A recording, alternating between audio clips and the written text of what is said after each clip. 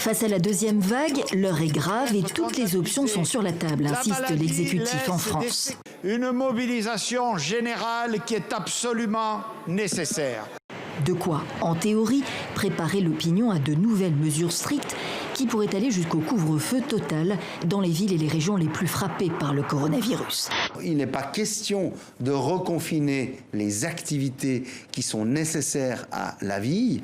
Il est simplement question d'essayer de comprendre comment réduire les interactions sociales lorsqu'elles sont finalement à risque de transmission. Alors, il faut bien le dire, une autre partie de la démarche consiste à probablement restreindre les interactions qu'on appelle sociales. Ce n'est pas la situation sanitaire qui est alarmante, c'est la situation des hôpitaux qui aujourd'hui sont dans l'incapacité de gérer à la fois le flux de patients habituels et un nombre de malades Covid qui est conséquent, mais qui n'a rien pour l'instant à voir avec ce qu'on a connu de manière très brutale au mois de février, mars, avril. À ce bête-là, la colère est grande après la mort de cet homme, Abderrazek Rachnaoui. Dans la nuit de lundi à mardi, cet agent municipal dormait dans un kiosque à journaux qu'il construisait pour son fils lorsque la police l'a démoli sans vérifier s'il y avait quelqu'un à l'intérieur. Ils détruisent en fait la couverture végétale pour enfin faciliter le forage. Après le forage, maintenant l'exploitation. Après l'exploitation, le transport de la bauxite.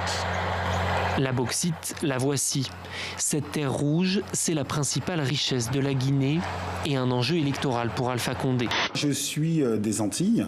Et encore aujourd'hui, il y a des enfants qui pensent qu'être blanc, c'est mieux. Mais encore une fois, c'est lié à l'histoire. Vous savez, jusqu'en 1950, par exemple, en France, dans les écoles, on apprenait qu'il y avait une race supérieure qui était la race blanche. La France s'est trouvée relativement privilégiée pour la découverte des antiquités pharaoniques. On a eu Mariette, on a eu un accès au terrain très tôt. Et puis, il y a surtout la personnalité extraordinaire de Champollion. Avant de refermer ce journal, un visage de Khaled Drareni, journaliste, notre correspondant en Algérie. Cela fait 200 jours maintenant qu'il est en prison. Il purge une peine de 2 ans ferme. Nous pensons à lui et TV5 Monde réitère bien entendu sa demande de libération.